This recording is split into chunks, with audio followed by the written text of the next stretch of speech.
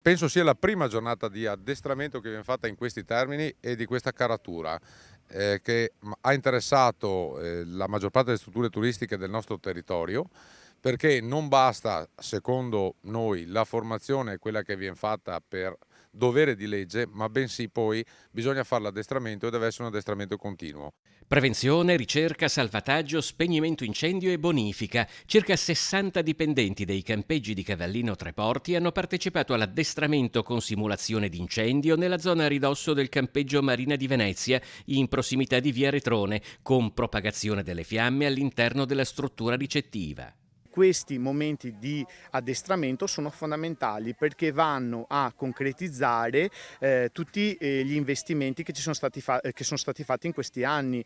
Si sono acquistate le strutture, si sono adeguati i campeggi e il personale deve essere in grado di intervenire. È facilissimo incorrere in errori quando si pensa che basti erogare acqua sul fuoco per spegnere e mettere una situazione sotto controllo. Non è così, serve capire e sapere dove l'acqua va erogata, in quanta quantità.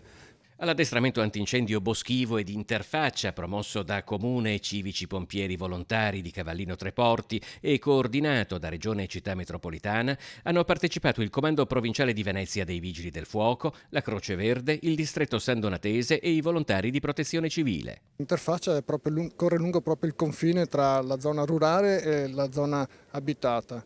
La difficoltà principale è che chi è deputato ad operare nell'una e nell'altra situazione non sono abituati a farlo spesso. Speriamo che mai succedano delle calamità, ma negli ultimi anni abbiamo visto che purtroppo ci sono e i nostri civici pompieri volontari, l'ufficio di protezione civile comunale deve essere pronto, devono essere tutti pronti e addestrati.